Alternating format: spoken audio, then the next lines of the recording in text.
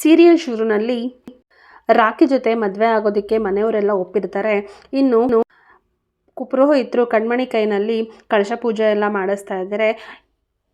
ವಿದ್ಯಾ ಅಜ್ಜಮ್ಮಂಗೆ ಹೇಳ್ತಾಳೆ, ನಾನು ಇನ್ನೂ ಹೊರಡ್ತೀನಿ ಅಮ್ಮಮ್ಮ ಅಂತ ಹೇಳಿ. ಅದಕ್ಕೆ ಅಜ್ಜಮ್ಮ, ಇಲ್ಲ ಇವಾಗ ಮದುವೆ ಆಗ್ತಿರೋ ಕಾರಣ ನೀನೇ ಅವಳಿಗೆ ಆರೈಸ್ಬಿಟ್ಟೆ ಹೋಗಬೇಕು, ಅಕ್ಷತೆ ಕಾಳು ಹಾಕ್ಬಿಟ್ಟೆ ಹೋಗಬೇಕು ಅಂತ ಹೇಳಿ ಬಲವಂತವಾಗಿ ವಿದ್ಯಾನ ಅಲ್ಲೇ ಇರೋ ಹಾಗೆ ಮಾಡ್ತಾಳೆ. ಇನ್ನು ವಿನಂತಿ ಸಾವಿತ್ರಿಗೆ ಬೈತಾಳೆ, ಅವ್ರು ಬಿಟ್ಟು ಇವ್ರು ಬಿಟ್ಟು ಮದುವೆ ಹುಡುಗ ಯಾರು ಅಂತ ಇರೋಂಗೆ ಆಯಿತು ನೋಡು, ನೀನು ನಿನ್ನ ಬೇಳೆ ಬೇಯಿಸ್ಕೊಳಕ್ಕೆ ಹೋಗಿ ನನ್ನನ್ನು ಹೈಲೈಟ್ ಮಾಡೋದನ್ನ ಮರೆತುಬಿಟ್ಟೆ ನೋಡು, ನನ್ನ ಕಷ್ಟಪಟ್ಟಿದ್ದೆಲ್ಲ ವೇಸ್ಟ್ ಆಗೋಯ್ತು ಅಂತ ಅವ್ರ ಅಮ್ಮನಿಗೆ ಸಾವಿತ್ರಿಗೆ ವಿನಂತಿ ಬೈತಾಳೆ. ರಾಖಿ ಕಣ್ಮಣಿಗೆ ತಾಳಿ ಕಟ್ಟೆ ಬಿಡ್ತಾನೆ, ಮದುವೆ ಆಗುತ್ತೆ.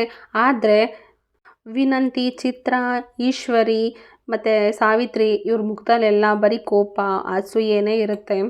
ಮದುವೆ ಆದಮೇಲೆ ಎಲ್ಲರೂ ಆಶೀರ್ವಾದ ಸಹ ತಗೊಳ್ತಾರೆ, ಹುಡುಗ ಹುಡುಗಿ. ಅದಾದಮೇಲೆ ಸಾಕಿದ ಅಪ್ಪ ಅಮ್ಮ ಇರ್ತಾರಲ್ಲ, ಮದುವೆ ಏನೋ ಈ ಥರ ಆಗೋಯ್ತು, ಆದರೂ ಚೆನ್ನಾಗೇ ನಡೀತು.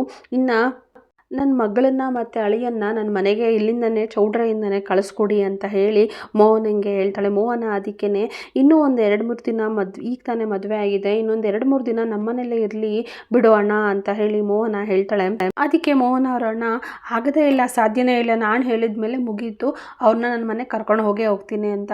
ಅದಕ್ಕೆ ಶಿವರಾಮ ಹೇಳ್ತಾನೆ, ಸರಿ ಆಯಿತು, ನೀವು ಹೇಳಿದ ಮೇಲೆ ಮುಗೀತು, ಇನ್ನು ವಾದ ಆಗೋದಿಲ್ಲ, ನೀವು ಒಂದು ಕೆಲಸ ಮಾಡಿ, ನಮ್ಮನೆಗೆ ಫಸ್ಟು ತುಂಬಿಸ್ಕೊಳ್ಳೋಣ, ಅದಾದಮೇಲೆ ನಮ್ಮನೆಯಿಂದ ನಿಮ್ಮನೆಗೆ ಕರ್ಕೊಂಡು ಹೋಗಿ ಅಂತ ಹೇಳಿ ಎಲ್ಲರೂ ಹೇಳಿ ಒಪ್ಕೊತಾರೆ.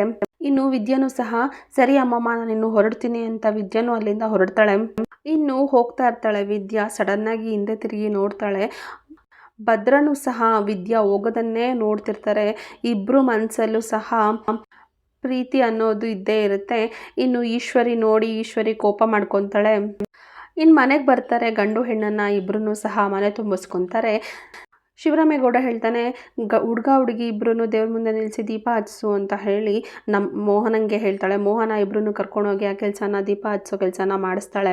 ಇನ್ನು ಕಣ್ಮಣಿ ವಿದ್ಯಾ ಇರೋ ಔಟ್ ಹೌಸ್ಗೆ ಬರ್ತಾರೆ. ವಿದ್ಯಾ ನೋಡಿದ ತಕ್ಷಣ ಖುಷಿಯಿಂದ, ಅಂತೂ ಇಂತೂ ಎಲ್ಲರನ್ನೂ ಒಪ್ಪಿಸ್ಬಿಟ್ಟು ಮದುವೆ ಆದ್ರಲ್ಲ, ನನಗೆ ತುಂಬ ಖುಷಿ ಆಯಿತು ಅಂತ ವಿದ್ಯಾ ಹೇಳ್ತಾಳೆ.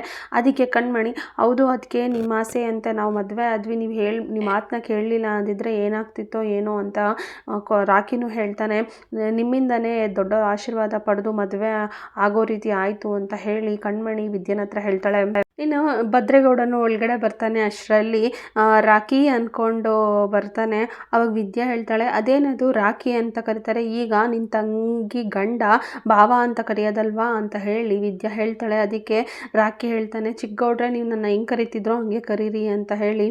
ಅದಕ್ಕೆ ವಿದ್ಯಾ ಮತ್ತೆ ಬೈತಾಳೆ, ಅದು ಹೆಂಗಾಗುತ್ತೆ, ಇವಾಗ ನಿನ್ನ ತಂಗಿನ ಮದುವೆ ಆಗಿದ್ದಾರಲ್ವಾ, ನಿಮ್ಮನ್ನು ಭಾವ ಅಂತಲೇ ಕರಿಬೇಕು, ಅಟ್ಟೆ ಅಳಿಯ ನೀವು, ನಿಮಗೆ ಸಿಗಬೇಕಾಗಿರೋ ಗೌರವ ಸಿಗಲೇಬೇಕು ಅಂತ ಹೇಳಿ ವಿದ್ಯಾ ಹೇಳ್ತಾಳೆ. ಅದಕ್ಕೆ ಭದ್ರೇಗೌಡ, ಹಲೋ, ನಮ್ಮ ಮನೆ ಅಟ್ಟಿ ಅಳಿಯಂಗೆ ಹೆಂಗೆ ಮರ್ಯಾದೆ ಕೊಡಬೇಕು ಅಂತ ನನಗೆ ಸಾನೇ ಗೊತ್ತದೆ, ಅದೇನು ಹೇಳ್ಕೊಡೋ ಅವಶ್ಯಕತೆ ಇಲ್ಲ ಅಂತ ಹೇಳಿ ತಿರುಗಿಸಿ ಹೇಳ್ತಾನೆ. ಇನ್ನು ಕಣ್ಮಣಿ, ಅಣ್ಣ ಥ್ಯಾಂಕ್ ಯು, ಅಪ್ಪನ ಮುಂದೆ ನಿಂತ್ಕೊಂಡು ನನ್ನ ಪರವಾಗಿ ಮಾತಾಡಿ ಮದುವೆನ ಒಪ್ಪಿಸೋದಕ್ಕೆ ತುಂಬ ಥ್ಯಾಂಕ್ಸ್ ಅಣ್ಣ ಅಂತ ಹೇಳಿ ಕಣ್ಮಣಿ ಹೇಳ್ತಾಳೆ.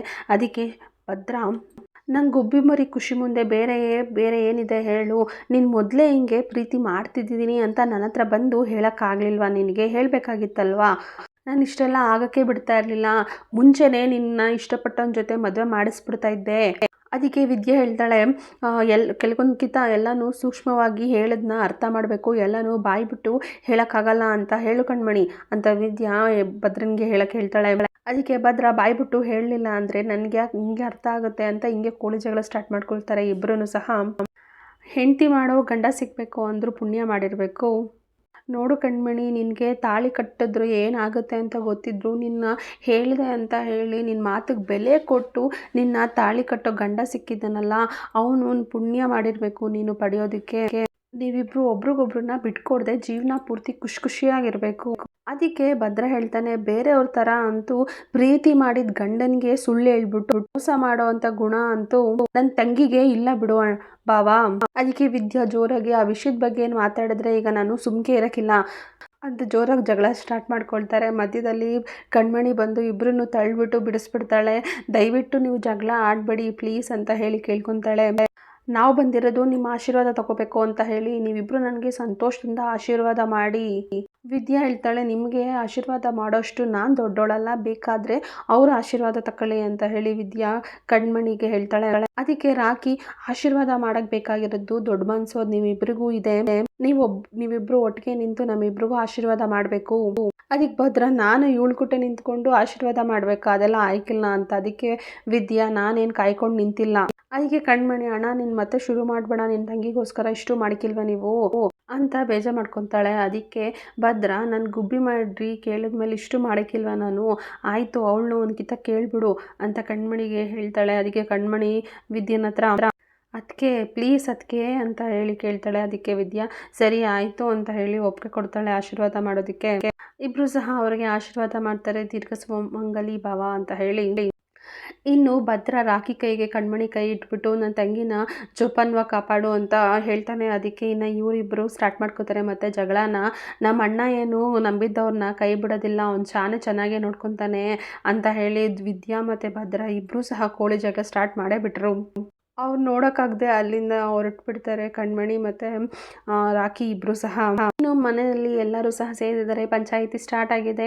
ಇನ್ನು ಈಶ್ವರಿ ಹೇಳ್ತಾಳೆ, ನಮ್ಮ ಮನೆ ಮೇಲೆ ದೇವ್ರ ಮೇಲೆ ಆಣೆ ಮಾಡಿ ಹೇಳ್ತೀನಿ ಬಾವ, ಆ ಹುಡುಗ ಕೆಟ್ಟವನು ಅಂತ ಹೇಳಿ ನನಗೆ ನಿಜವಾಗ್ಲೂ ಗೊತ್ತಿರಲಿಲ್ಲ. ಕಣ್ಮಣಿ ನನಗೂ ಸಹ ಮಗಳಿದ್ದಂಗೆ, ಮದುವೆ ಮಾಡಬೇಕು ಅನ್ನೋದು ಬಿಟ್ಟರೆ ಬೇರೆ ಯಾವ ನನಗೆ ಕೆಟ್ಟ ಉದ್ದೇಶನೂ ಇರಲಿಲ್ಲ ಬಾವ ಅಂತ ಹೇಳಿ ಈಶ್ವರಿ ಹೇಳ್ತಾಳೆ. ಅದಕ್ಕೆ ಶಿವರಾಮೇಗೌಡ ಕೋಪದಲ್ಲಿ ಸಾಕು ನಿಲ್ಲಿಸು ಅಂತ ಹೇಳಿ ಕೈ ತೋರಿಸ್ತಾನೆ. ಮನೆ ಹಾಳಿನ ಬಾಯಿಂದ ನಿನ್ನ ಬಂಡವಾಳ ಏನು ಅಂತ ಹೇಳಿ ಕೇಳಿಸ್ಕೊಂಡ್ಮೇಲೂ ನಮ್ಮನ್ನ ನಂಬಿಸೋ ಪ್ರಯತ್ನ ಮಾಡಬೇಡ ನೀನು ಮತ್ತು ಈಶ್ವರಿ ಮಾತಾಡಕ್ಕೆ ಹೋಗ್ತಾಳೆ. ಮಾತಾಡಬೇಡ ಅಂದೆ ತಾನೇ, ಸುಮ್ಮನೆ ಇರು ಅಂತ ಹೇಳಿ ಸುಮ್ಮನಿರಿಸ್ತಾನೆ ಶಿವರಾಮೇಗೌಡ.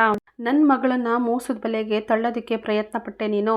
ಮದುವೆ ಅಂದರೆ 2 ಮನೆ ಗೌರವದ ವಿಷಯ, ಅದನ್ನು ದುಡ್ಡಿನ ಆಸೆಗೆ ಮಾರ್ಕೊಂಡು ನಾನು ತಲೆ ತಗ್ಸೋ ಪರಿಸ್ಥಿತಿಗೆ ಬರೋ ರೀತಿ ಮಾಡಿಬಿಟ್ರಲ್ಲ, ನಿಮ್ಮನ್ನ ಏನು ಮಾಡಬೇಕು. ಈಶ್ವರಿ ಮತ್ತೆ ಮಾತಾಡೋದಕ್ಕೆ ಪ್ರಯತ್ನ ಪಟ್ಟರು ಸಹ ನೀನೇನು ಹೇಳಬೇಡ, ನನಗೆ ಏನು ಮಾತಾಡಬೇಡ ಅಂತ ಹೇಳಿ ಮತ್ತೆ ಬೈತಾನೆ ಶಿವರಾಮೇಗೌಡ. ಹೊರಗಡೆ ಮಾಡೋರು ಮೋಸಕ್ಕಿಂತ ಮನೆ ಒಳಗಡೆ ಮಾಡೋ ಮೋಸನ ಅದು ಭಾಳ ನೋವು ಕೊಡ್ತದೆ ಅಂತ ಕೇಳ್ಪಟ್ಟಿದ್ದೀನಿ, ಆದರೆ ಅದನ್ನು ನೀನು ನಿಜ ಮಾಡಿಬಿಟ್ಟಲ್ಲ ಈಶ್ವರಿ ಅಂತ ಹೇಳಿ ಶಿವರಾಮೇಗೌಡ ಕೇಳ್ತಾನೆ. ತಟ್ಟಿವರೆಗೂ ಅವ್ರನ್ನ ಕರ್ಕೊಂಡು ಬಂದಲ್ಲ, ನೀನು ಮಾಡಿರೋದು ಒಳ್ಳೇದಾ ಅಂತ ಹೇಳಿ ಕೇಳ್ತಾನೆ. ತಪ್ಪು ಮಾಡಿಬಿಟ್ಟೆ, ಇನ್ನು ಮುಂದೆ ಆ ರೀತಿ ತಪ್ಪನ್ನ ನಾನು ಮಾಡೋದಿಲ್ಲ ನಿಮ್ಮನ್ನ ನಂಬಿ. ಇನ್ನು ಚಿತ್ರನು ಅಲ್ಲ ದೊಡ್ಡಪ್ಪ ಏನೋ ಅಂತ ಹೇಳಕ್ಕೆ ಹೋಗ್ತಾಳೆ. ಅಷ್ಟರಲ್ಲಿ ಶಿವರಾಮೇಗೌಡ ಉಸಿರು ತೆಗಿಬೇಡ ನೀನು ಅಂತ ಹೇಳಿ ಅವಳಿಗೂ ಸಹ ಬಾಯಿ ಮುಚ್ಚಿಸ್ತಾನೆ. ನನ್ನ ನಂಬಿಕೆನೇ ಸಾಯಿಸ್ಬಿಟ್ರಲ್ಲ, ಪ್ರೀತಿ ವಿಶ್ವಾಸನೇ ಮುಖ್ಯ ಅಂದ್ಕೊಂಡಿದ್ದೆ ನಾನು, ಹಣ ಆಸ್ತಿ ಅಂತಸ್ತು ಇದೇ ಮುಖ್ಯ ಅಂತ ಅನ್ಕೋಬಿಟ್ರಲ್ಲ ನೀವುಗಳೆಲ್ಲ, ಎಂಥ ಕೆಲಸ ಮಾಡಿಬಿಟ್ರಿ ನೀವೆಲ್ಲ ಅಂತ ಹೇಳಿ ಶಿವರಾಮೇಗೌಡ ಕಣ್ಣೀರು ಹಾಕ್ತಾನೆ. ಇನ್ಮೇಲಿಂದ ನಾನು ಯಾರನ್ನೂ ಸಹ ನಂಬೋದಿಲ್ಲ, ನೀವು ಮಾಡಿರೋ ತಪ್ಪಿಗೆ ಶಿಕ್ಷೆನೋ ಕ್ಷಮೆನೋ ಕೊಡೋ ಮನಸ್ಸು ಸಹ ನನಗಿಲ್ಲ. ಇವಾಗ ಇವಳು ಗಂಡನಾಗಿ ಅವಳ ಅಪ್ಪನಾಗಿ ಏನು ಶಿಕ್ಷೆ ಕೊಡ್ತೀಯೋ ದೂರಿಸ್ತೀಯೋ ಅದು ನಿನಗೆ ಬಿಟ್ಟಿದ್ದು ಗೋವಿಂದ ಅಂತ ಹೇಳಿ ಗೋವಿಂದಂಗೆ ಹೇಳ್ಬಿಡ್ತಾನೆ. ಮತ್ತೆ ಮನೆ ಕಟ್ಟೋದು ತುಂಬ ಕಷ್ಟ ಅಂತ ಹತ್ಕೊಂಡು ಅಲ್ಲೇ ಕುಸಿದ್ಬಿಡ್ತಾನೆ. ಸಡನ್ನಾಗಿ ಹೋಗಿ ಭದ್ರನು ಸಹ ಅವ್ರ ಅಪ್ಪನ ಶಿವರಾಮೇಗೌಡನ ಹಿಡ್ಕೊತಾನೆ. ಗೋವಿಂದ ಆ ಕಡೆ ಹೋಗ್ತಾನೆ, ಎಲ್ಲರೂ ಸಹ ಎಲ್ಲೋದ ಅಂತ ನೋಡ್ತಿರ್ತಾನೆ. ಅವನು ಬರುವಾಗ ವಾಪಸ್ಸು ಚೌಟಿ ತಗೊಂಡು ಕೈಯಲ್ಲಿ ಚೌಟಿ ಇಟ್ಕೊಂಡು ಬರ್ತಾನೆ. ಇಲ್ಲಿಗೆ ಇವತ್ತಿನ ಸಂಚಿಕೆ ಮುಕ್ತಾಯ.